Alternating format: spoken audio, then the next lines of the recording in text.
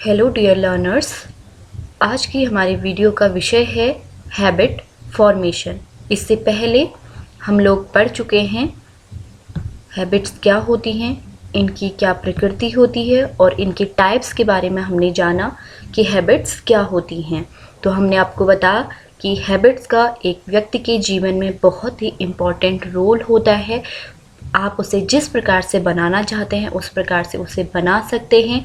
Habits अगर किसी प्रकार की अगर हम बात करें बर्बादी या डिस्ट्रक्शन की, किसी व्यक्ति के जीवन को बर्बाद करने की बात भी अगर हम करें तो अगर कुछ गलत हैबिट्स अगर डेवलप हो जाती हैं तो बच्चों में ये चीज़ भी हम क्या कर सकते हैं, देख सकते हैं। तो हैबिट का एक व्यक्ति के जीवन में बहुत बड़ा रोल होता है, यानी कि उसे बनाने और बिगाड़ने दोनों में ही हैबिट का बहुत बड़ा रोल होता है। अब डिपेंड करता है कि हैबिट अच्छी आदतें डेवलप की गई हैं या फिर बुरी आदतें डेवलप हुई हैं।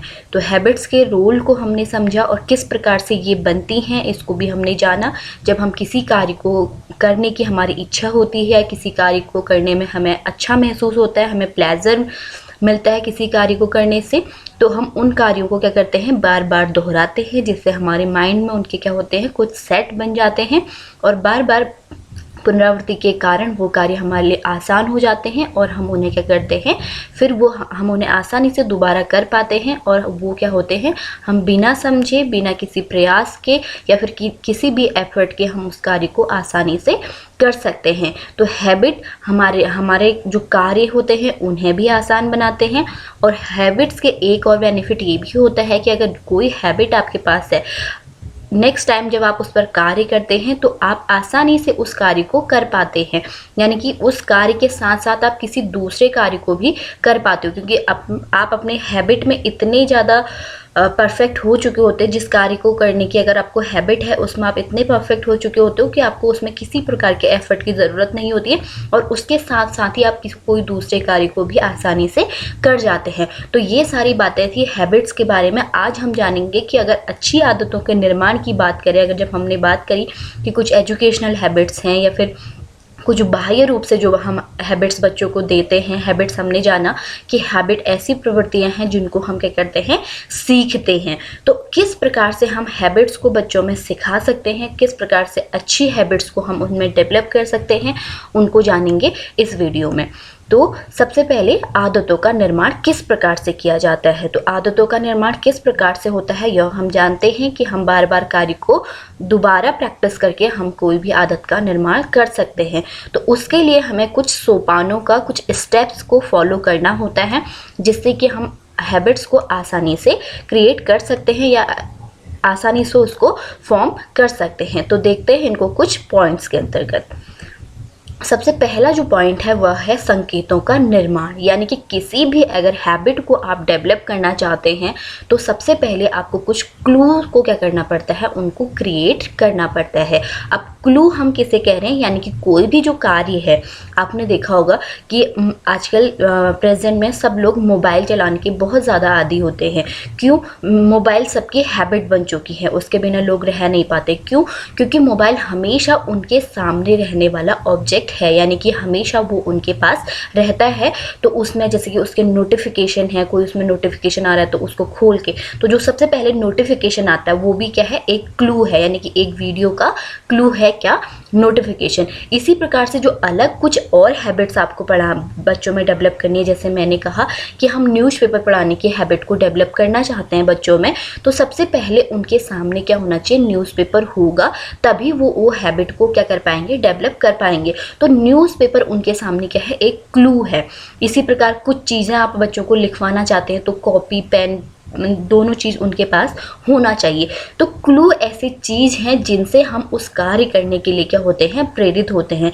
तो कोई भी हैबिट आप डेवलप करना चाहते हैं, जैसे कि हम ईटिंग हैबिट से अगर हम स्पून का यूज़ करना बच्चों को सिखाते हैं, तो उसके जहाँ पर बच्चे खाना खाते हैं वहाँ पर अगर आप हमेशा एक स्पून रखेंगे तो ये क्लू है, स्पून एक कि स्पून से खाना खाना है। तो इस प्रकार से हम क्या करते हैं, हैबिट्स को डेवलप कर सकते हैं। तो सामने हम कुछ क्लू रखें, जैसे कि रीडिंग रूम में भी हम लोग करते हैं। रीडिंग रूम में कुछ चीज़ें आपने इस तरह से चिपका दी जो आपको पढ़ने के लिए प्रेरित करती है, तो वो एक क्लू है जो आपको रोज प्रेरित करेगा किसी एक कार्य को करने के लिए। तो इसी प्रकार से आप कुछ हिंट, कुछ क्लू का क्रिएट कर सकते हैं जिससे आप उस हैबिट को डेवलप कर सकते हैं। लिखने की हैबिट से हो सकता है, पढ़ने की हैबिट से हो सकता है, या फिर कोई और कार्य को करने से, स्कूल होमवर्क करने का क्लू क्या हो सकता है कि जैसे बच्चे घर में हैं तो होमवर्क आप उनका, बच्चों का बैग उनके सामने रख देते हैं या फिर उनको जाके उस रूम में लेके आ जाते हैं जहाँ पर उनका रीडिंग रूम है। इस प्रकार से अभी आपने देखा कि बच्चे जैसे कुछ अलग रूम में रहते हैं वहाँ पर और वो पढ़ते किसी और रूम में हैं, तो वहाँ पर अगर उनकी कॉपी पेन रख दी जाए सामने तो वो उस कार्य को करेंगे। तो इस तरह से हम छोटे छोटे क्लू बनाने चाहिए। कोई भी हैबिट अगर हमको फॉर्म करनी है बच्चों में तो सबसे पहले हम कह रहे हैं कुछ क्लू का निर्माण करें। इसी प्रकार आपने देखा होगा कि बच्चे कुछ एक्शन से, टीचर के कुछ एक्शन से ही क्या होते हैं, डर जाते हैं या फिर उस कार्य को नहीं करते। तो इस प्रकार से आपको कुछ क्लूज बनाने हैं जिससे वो उस कार्य को करे। यानी कि करने के लिए भी, कोई कार्य करने के लिए भी आप कुछ क्लू का क्रिएट कर सकते हैं। जैसे कि हम कुछ कार्य न करने के लिए बच्चों को बड़ी आंखें दिखाते हैं, तो उसी प्रकार से कोई कार्य करने के लिए आप कुछ क्लू का क्या कर सकते हैं, क्रिएट कर सकते हैं। तो बच्चों, टीचर को सबसे पहले क्या करना चाहिए, कुछ क्लू का निर्माण करना चाहिए या कुछ हिंट्स का वो क्या कर सकता है, निर्माण कर सकता है, जिससे हैबिट आसानी से फ्रेम की जा सकती है। नेक्स्ट आता है लक्ष्य की महत्वता। यानी कि जो भी हैबिट आप बच्चे में डेवलप करना चाहते हैं, जैसे हमने बोला ईटिंग से संबंधित या फिर रीडिंग से संबंधित, उनकी क्या इंपॉर्टेंस है। जब तक बच्चे को उसकी इंपॉर्टेंस पता नहीं होती है कि क्यों वो न्यूज़पेपर पढ़े, क्यों वो खाना खाते वक्त स्पून का यूज़ करे।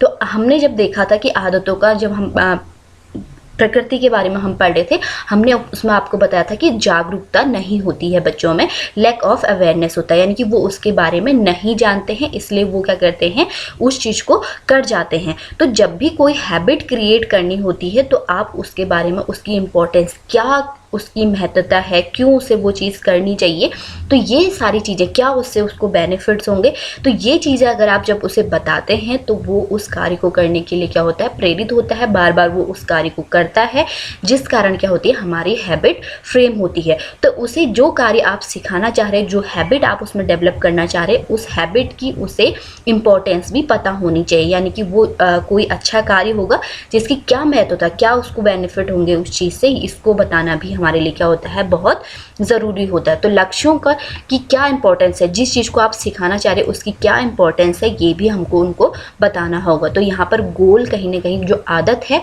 उसके लिए बोला गया, जिस आदत का आप निर्माण करना चाह रहे हैं उसकी इंपॉर्टेंस क्या है, ये भी आपको उसको बताने होंगे। तो सबसे पहले हमने कोई क्लू क्रिएट करा, फिर उसकी इंपॉर्टेंस उसको बताई।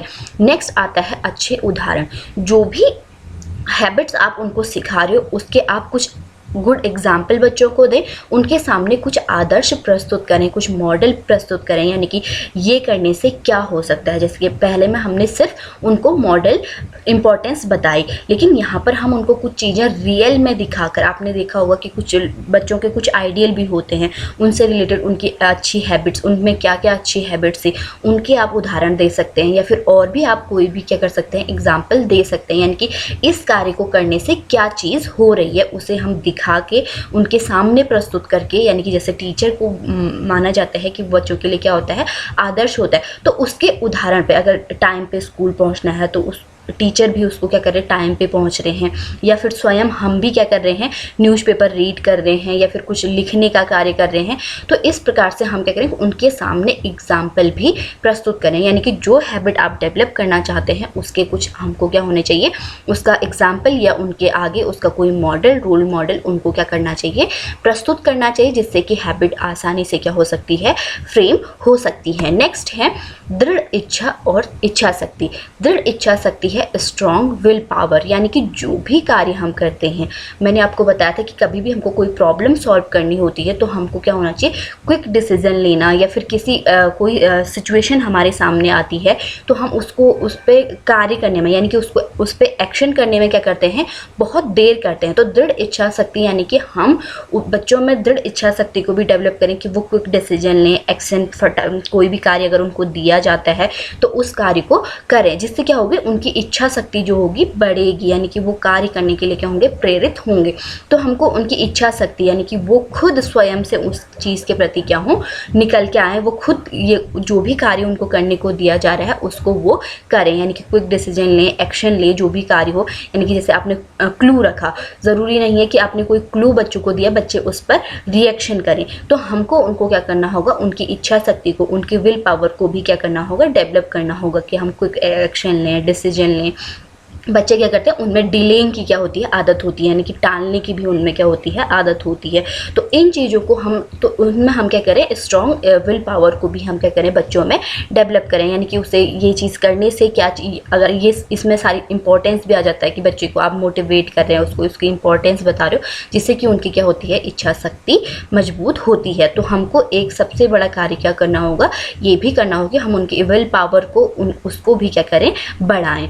नेक्स्ट आता है सक्रिय भूमिका या भागीदारी। जो भी कार्य वो कर रहा है, यानी कि हमने उसको हैबिट क्रिएट करने के लिए हमने बोला कि कार्य का रिपीटेशन होना क्या है, बहुत ज़रूरी है। और रिपीटेशन कब होगा, जब बच्चा उसमें पार्टिसिपेट करेगा, यानी कि उस कार्य को वो बार बार दोहराएगा, तभी वो क्या होगा, हैबिट बन पाएगी। यानी कि कोई कार्य है, एक दिन उसने करा, दूसरे दिन उसने करा, फिर तीसरे दिन, आप कैसे भी कोशिश करें कि बच्चा उसको क्या करे, रिवाइज करे, वो उसमें रोज़ अपना एक एक्टिव पार्टिसिपेशन करे। ये नहीं कि वो अपनी इच्छा से या फिर बहुत निष्क्रिय होकर वो उस कार्य को कर रहा है, ऐसा नहीं ना होकर, बल्कि हम क्या करें, इस तरह से उसको समझाएं, उस चीज़ के बारे में बताएं, उसकी इंपॉर्टेंस बताएं, जिससे कि वो अपनी क्या करे, एक्टिव पार्टिसिपेशन करे। कभी कभी हो सकता है कि बच्चे को आपको फोर्सफुली भी क्या करना पड़े, उसको पार्टिसिपेशन के लिए प्रेरित करना पड़े, लेकिन हमें क्या करना है, कार्य को करवाना है, उसकी भागीदारी हमको उसमें अवश्य ही करवानी है। तो उसका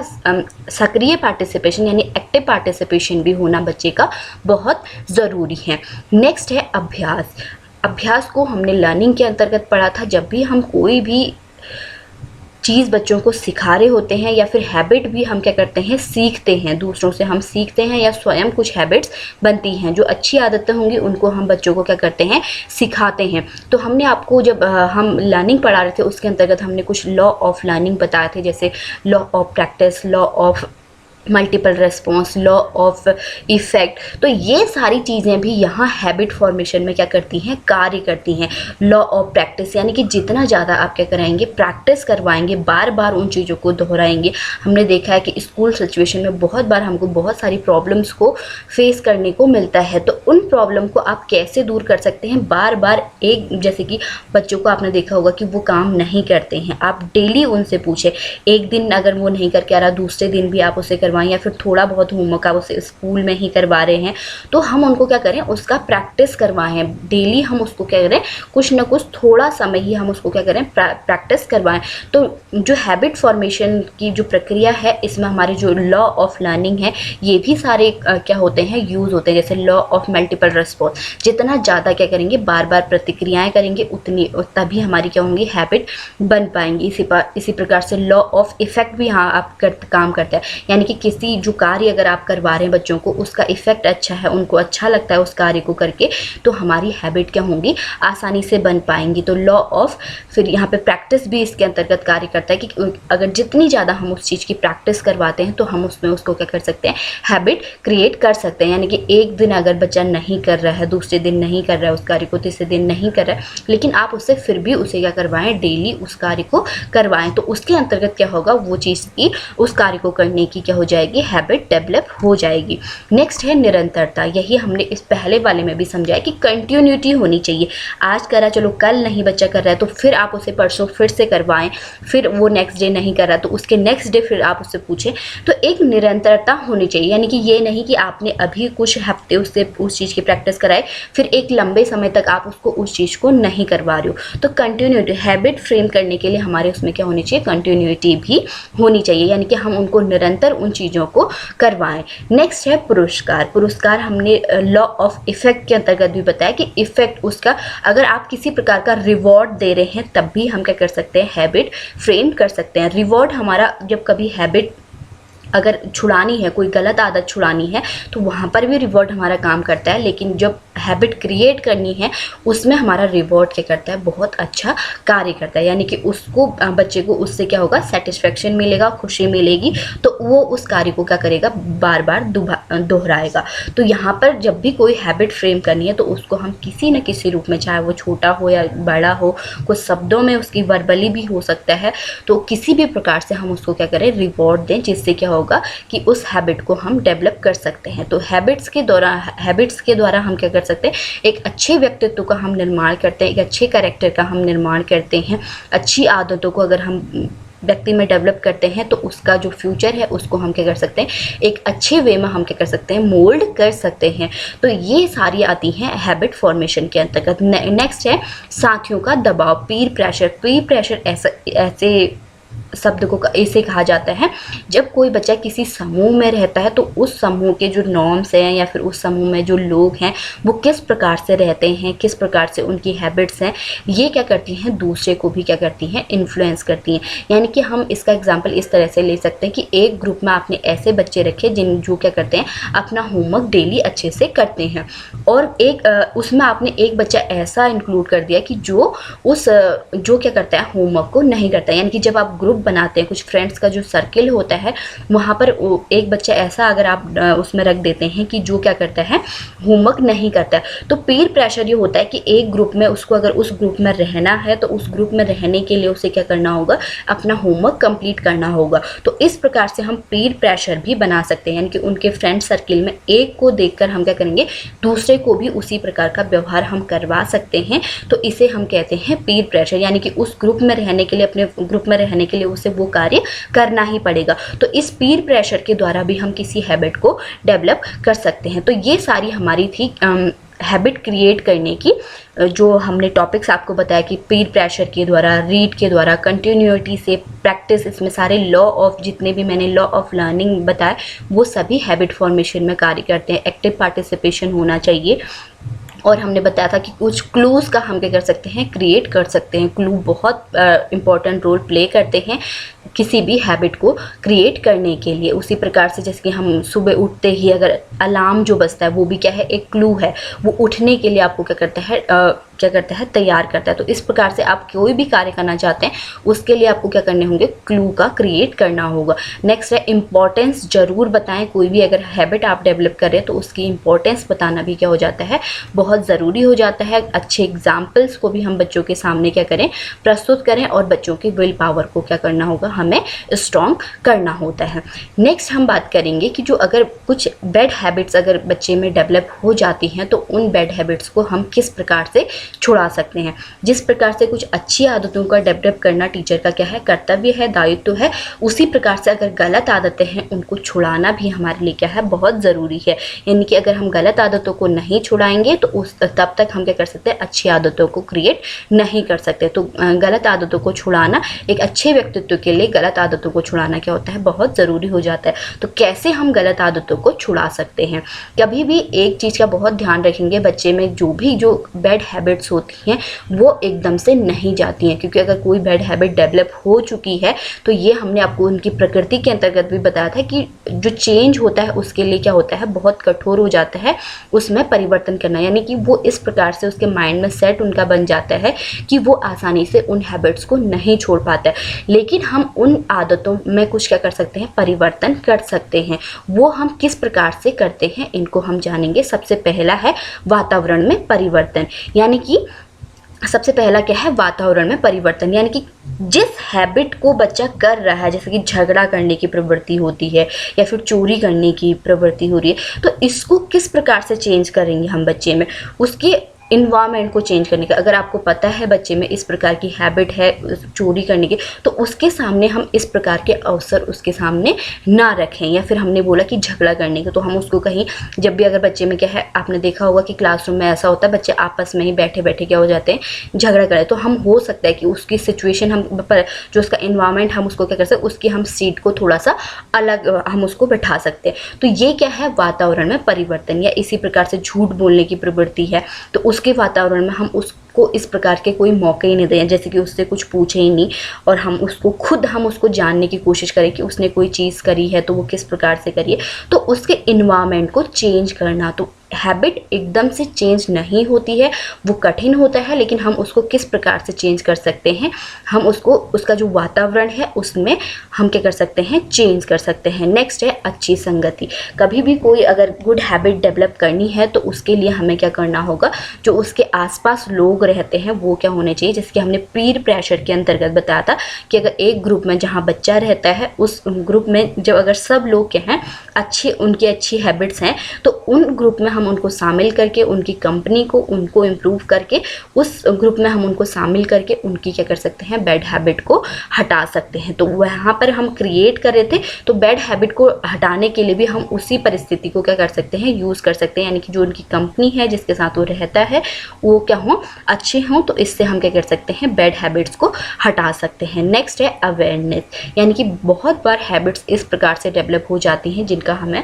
ज्ञान नहीं होता है कि बहुत सही है या फिर गलत है। तो इसके लिए हमें क्या करना होगा, बच्चों को समझाना होगा, क्योंकि वो धीमे धीमे कोई अगर गलत हैबिट बन चुकी है उसको हटाने के लिए हमको उसको अच्छे और बुरे का ज्ञान करवाना बहुत ज़रूरी है। जिस प्रकार से हमने उसकी इम्पोर्टेंस बताई उसी प्रकार से हम क्या करें, उस चीज़ के बारे में कि अगर कोई गलत आदत है तो उसके क्या गलत परिणाम हो सकते हैं, क्या उसका क्या होगा, डिसएडवांटेज क्या है, किस प्रकार से ये उसके माइंड में सेट बन जाते हैं, ये सारी चीज़ें हम समझा के अवेयरनेस के द्वारा भी हम क्या कर सकते हैं, बैड हैबिट को कम कर सकते हैं। नेक्स्ट है आत्म सुझाव यानी कि सेल्फ सजेशन। बहुत बार क्या होता है कि बैड हैबिट को छुड़ाने के लिए आप बाहर से कितना भी कोशिश कर लेते हैं तो बैड हैबिट्स क्या होती हैं, नहीं जाती हैं। तो हम बच्चे को इस प्रकार से उसका इन्वायरमेंट अच्छी उसको संगति देकर या फिर उसको सारी चीज़ें बताकर उसको इस प्रकार से तैयार करते हैं कि वो खुद को तैयार करे। सेल्फ सजेशन यानी कि स्वयं उन चीज़ों के लिए वो आगे आए, यानी कि अगर उसको हटानी है तो हम उसको, अगर हमको क्या करना होगा कि हम उसे रोकेंगे भी उस कार्य को करने के लिए, उस हैबिट को हटाने के लिए हम उसे क्या करेंगे, रोकेंगे, यानी कि वो नहीं करनी है। तो वो जब तक खुद से क्या करेगा, खुद उसको रोकने के लिए तैयार नहीं होगा तो वो तब तक वो हैबिट क्या हो सकती है, नहीं जा सकती है। तो हमको उसको इस प्रकार से प्रेरित करना है, इस प्रकार से उसे इन्वायरमेंट को चेंज करना है, उसको अवेयरनेस बढ़ानी है, तो जिससे कि वो क्या कर सकते हैं, सेल्फ सजेशन यानी कि खुद को भी तैयार कर पाए और खुद को सजेशन दे पाए कि मुझे ये चीज़ को हटानी है। तो ये सारी चीज़ें कहीं ना कहीं एक दूसरे से रिलेट करती हैं, अच्छा इन्वायरमेंट, अच्छी संगति, अवेयरनेस, जिससे कि क्या होगा कि वो सेल्फ सजेशन यानी कि खुद को तैयार करेगा बैड हैबिट को हटाने के लिए। इसी प्रकार से है धीरे धीरे त्याग, यानी कि कोई भी जो बैड हैबिट है वो एकदम से, मैंने आपको पहले ही बताया कि हम क्या करेंगे, वो एकदम से वो हैबिट नहीं जाती है बच्चे के अंदर, तो धीरे धीरे क्या होती है, वो बैड हैबिट जाती है। तो ज़रूरी नहीं कि आपको अगर कुछ गलत व्यवहार बच्चे के अंतर्गत दिखाई दे रहा है, धीरे धीरे जिस प्रकार से हैबिट डेवलप होती हैं उसी प्रकार से धीरे धीरे हैबिट्स क्या होती हैं, वो जाती हैं। इसके अंतर्गत हम ये भी कह सकते हैं कि कोई बैड हैबिट अगर बच्चे में है, धीरे धीरे आप उसको कैसे चेंज करते हैं, कोई नई सिचुएशन, कोई सब्स्टिट्यूट उनके सामने हम रख सकते हैं। तो इसके अंतर्गत एक ये भी पॉइंट आता है कि सब्स्टिट्यूट हम उनके सामने क्या करें, रखें, या फिर किसी नई हैबिट को उनके सामने रखें। बहुत बार आपने देखा होगा कि अगर जो जैसे स्मोकिंग है उसके लिए अगर उनकी बैड हैबिट को हटाने हैं, तो जब इस स्मोकिंग की या फिर जैसे कुछ मुंह में चबाने की अगर बैड हैबिट होती है तो उनको कोई दूसरा चीज़ सजेस्ट किया जाता है जो उनके लिए हानिकारक नहीं है। तो कोई एक सब्स्टिट्यूट या नई हैबिट को भी हम क्या कर सकते हैं, डेवलप कर सकते हैं। बहुत बार आपने देखा होगा कि जो मेडिसिन होती है जैसे स्मोकिंग या फिर इन चीज़ों की जो बैड हैबिट को हटाने के लिए जो मेडिसिन दी जाती है वो उसी प्रकार से क्या होता है, एक नई चीज़ होती है जो उनके लिए हानिकारक नहीं होती है। तो हम कोई नई हैबिट को उनके सामने रखें, कोई सब्स्टिट्यूट उनके सामने रखें उस चीज़ को, जैसे कि झगड़ा करने की प्रवृत्ति है तो उस जगह पे हम बच्चे को क्या कर सकते हैं, किसी और काम में उसको लगा सकते हैं। तो ये उसका क्या हो सकता है, एक सब्स्टिट्यूट हो सकता है, यानी कि जैसे वो झगड़ा करता है वैसे ही आपने कोई दूसरा काम उसको दे दिया। और इसी प्रकार से या फिर कुछ और जैसे झूठ बोलने की प्रवृत्ति है तो इसमें भी हम क्या कर सकते हैं, कुछ अलग सब्स्टिट्यूट उसको दे सकते हैं। सब्स्टिट्यूट यानी कि झूठ बोलने में हम यहाँ पर भी हमको सर्च करना होगा कि कौन से सब्स्टिट्यूट हम उनके सामने रख सकते हैं, कौन सी नई हैबिट हम उनके सामने रख सकते हैं। तो हम कोई भी जो जो त्याग हैबिट का जो क्या होगा सेक्रीफाइस होगा वो धीरे धीरे होगा। तो हमें इस बात का भी ध्यान रखना होता है कि जो हैबिट है वो क्या होगी, धीरे धीरे ही क्या होगी, समाप्त होगी। और धीरे धीरे कैसे समाप्त होगी, जब हम उसके सामने कोई दूसरा सब्स्टिट्यूट रखेंगे या कोई नई हैबिट को हम उसके सामने रखेंगे। तो जब भी आपको लगता है कि वह झूठ बोल रहा है तो आप उसको किसी प्रकार से अन्य चीज़ से डाइवर्ट कर सकते हैं, या फिर आप हंस के भी हम उसको क्या करेंगे, उसकी बात को टाल सकते हैं। यानी कि अगर वो झूठ बोल रहा है तो आप उसको नहीं सुनेंगे, तो ये क्या होगा, सब्स्टिट्यूट। तो वो धीमे धीमे क्या होगा, वो हैबिट उसकी छूट जाएगी। वो समझ जाएगा कि इससे क्या होता है, ये क्या हो रहा है, समझ जा रहे हैं। तो वो झूठ बोलने की या फिर चोरी करने की प्रवृत्ति होगी तो हम उसी को देखेंगे, या फिर कुछ इस तरह से हम क्या कर सकते हैं, कुछ कार्य उसके सामने कर सकते हैं। यानी कि दूसरा, जैसे कि हमने कंडीशनिंग में देखी थी, एक कार्य के दौरान क्या होता है, कंडीशनिंग में हमने देखा था, जब हमने पावलोव की थ्योरी पढ़ी थी उसमें हमने आपको बताया था कि जब हम दो ऑब्जेक्ट को सामने रखते हैं तो जो पहला ऑब्जेक्ट है उसे हटा भी दिया जाता है, तो दूसरे पे बच्चा वो क्या करता है, उसी प्रकार का रिएक्शन करता है। तो दूसरी चीज को आपने बच्चों के क्या करना है, सामने रखना है, जिससे कि वो पहली जो हैबिट हो रही थी वो हट के दूसरी वाली हैबिट में क्या हो जाए, यानी कि किसी अच्छी हैबिट में क्या हो जाए, वो डाइवर्ट हो जाए। तो हम दूसरी चीज़ों को भी उनके सामने रखकर क्या कर सकते हैं, धीरे धीरे जो बुरी आदतें हैं उनको हटा सकते हैं। अप्रत्यक्ष निदान या फिर आलोचना, जो हम अगर कुछ रेमेडी अगर हम बच्चे को दे रहे हैं तो वो क्या होनी चाहिए, इनडायरेक्ट। यानी कि आप उसको सीधे डायरेक्ट रूप से किसी प्रकार के उसके सामने, जैसे कि हमने बोला कि दूसरी चीज़ से आपने अगर वो हंस यानी कि झूठ बोला तो आपने हंस के उसको टाल दिया, यानी कि आप यहाँ पर क्या कर रहे हैं, इनडायरेक्ट रेमेडी दे रहे हैं। ये उसका क्या है, सॉल्यूशन अगर आप वो कर रहे हो तो आप उसको सीधे डांट कर, अगर आप उसके डांट के कहेंगे या कुछ इस तरह से उसको कुछ पनिशमेंट देंगे तो उससे क्या होगा कि वो हैबिट क्या होगी, जल्दी नहीं हो सकता है कि वो आपके सामने ना करे, लेकिन वो हो सकता है कि आप जब आप सामने ना हो फिर वो उस चीज़ को दिखाए। तो इनडायरेक्ट रूप से, जैसे आलोचना भी इनडायरेक्ट रूप में, यानी कि हम उसको इनडायरेक्ट आलोचना किस प्रकार से होगी कि आप उसकी जो नेगेटिव चीज़ें हैं उनको आप बताओगे कि ऐसा करने से आपको क्या चीज़ हो सकती है। तो आप इनडायरेक्टली उससे क्या कर रहे हो, बात कर रहे हो। डायरेक्टली आपने ये नहीं बोला कि आपने उसको मारा नहीं या फिर सीधे डांटा नहीं, लेकिन आप इनडायरेक्टली उसके क्या नुकसान है उसको बता रहे हो। तो ये क्या होगी, इनडायरेक्ट क्रिटिसाइज करना है। फिर इनडायरेक्ट रेमेडी या फिर किसी और चीज़ के माध्यम से आप उसको जो हैबिट उसमें है उसको क्या कर रहे हो, हटाने की कोशिश कर रहे हो।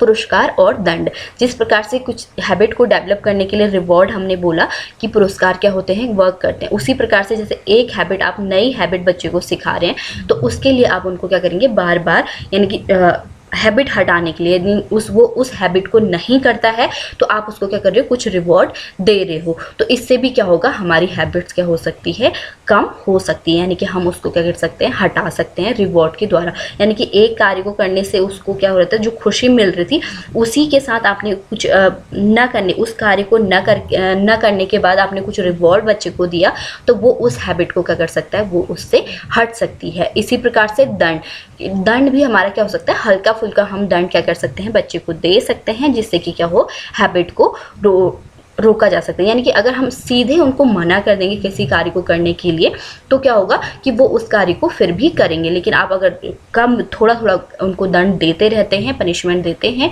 तो जिससे कि क्या होता है, वो उस कार्य को धीमे धीमे हटा सकते हैं। यानी कि डेली डेली उनको दंड मिल रहा है तो वो हैबिट उनमें क्या हो सकती है। तो इसमें भी हमको क्या करनी होगी, कंटिन्यूटी रखनी होगी। अगर आप दंड दे रहे हैं, आपने एक ही दिन आपने बच्चे को बहुत ज़्यादा मार दिया और फिर आपने क्या करा, छोड़ दिया, तो थोड़ा थोड़ा करके आपको पनिशमेंट भी अगर आप दे रहे हैं तो थोड़ा थोड़ा करके आप उसको डेली देंगे तो वो उससे दूर होने का क्या करेगा, प्रयास करेगा। तो इस प्रकार से हम क्या कर सकते हैं, हैबिट्स को जो बुरी आदतें हैं उनको हम हटा सकते हैं। तो इस वीडियो में हमने जाना कि कौन कौन सी हमारी सारी क्या है, जो किस प्रकार से हम हैबिट्स को डेवलप कर सकते हैं और किस प्रकार से जो अच्छी आदतें हैं, बुरी आदतें हैं, उन्हें हम क्या कर सकते हैं, हटा सकते हैं। तो दोनों चीज़ों को हमने पढ़ा कि अच्छी आदतें कैसे बनेंगी और बुरी आदतें किस प्रकार से बनेंगी। बीएड के अंतर्गत, बीएड जो पाठ्यक्रम है उसके अंतर्गत जो भी कंटेंट हम पढ़ते हैं उस कंटेंट का एक एजुकेशनल इम्प्लीकेशन हम पढ़ते हैं। यानी कि जो भी चीज़ आपने पढ़ा, इस जो टॉपिक आपके अंतर्गत इसमें रखा गया है हैबिट फॉर्मेशन, तो इसके कुछ एजुकेशनल इम्प्लीकेशन भी हैं। यानी कि हम कैसे इसको एजुकेशन में इम्प्लाई कर सकते हैं। जैसे कि हमने बताया कि जब हैबिट क्रिएट की जाती हैं तो वो कार्य हमारे लिए क्या हो जाता है, आसान हो जाता है, बच्चे के लिए वो आसान हो जाता है। इससे हमारी टाइम भी सेविंग होती है, कोई चीज़ बच्चा सीख रहा है तो वो उसे बहुत जल्दी सीख जाता है, तो टाइम भी सेविंग होती है। तो कैसे क्या क्या हमारे एजुकेशन इम्प्लीकेशन इसके हो सकते हैं, इनको आप स्वयं क्या करेंगे, इस पर देखेंगे। जो भी एग्ज़ाम होते हैं जैसे सीटेट हो गया या हमारे जो टीचिंग से रिलेटेड एग्ज़ाम होते हैं, इसी तरह से क्या होते हैं, कुछ लॉजिकल एग्ज़ाम होते हैं जो फैक्ट आपने पढ़े, किस प्रकार से हमने डेवलप किया, किस प्रकार से हमने हैबिट्स को, बुरी आदतें हैं उनको हमने हटाया। और इसी में जैसे हमने हैबिट के बारे में कुछ नॉलेज लिया कि हैबिट क्या है और हैबिट की प्रकृति क्या होती है, तो इनको जब ये फैक्ट हमने पढ़े तो इन फैक्ट के आधार पर किस प्रकार से हम इनको एजुकेशन में यूज़ करें, तो इसी प्रकार के क्या होते हैं क्वेश्चन पूछे जाते हैं। तो आप लोग बता सकते हैं, कमेंट में भी आप लोग बता सकते हैं कि एजुकेशन में हम इनको किस प्रकार से इम्प्लाई कर सकते हैं। तो आज के लिए इतना ही, या फिर हम इसको किसी दिन नेक्स्ट दिन क्लास में भी डिस्कस कर लेंगे। Thank you students.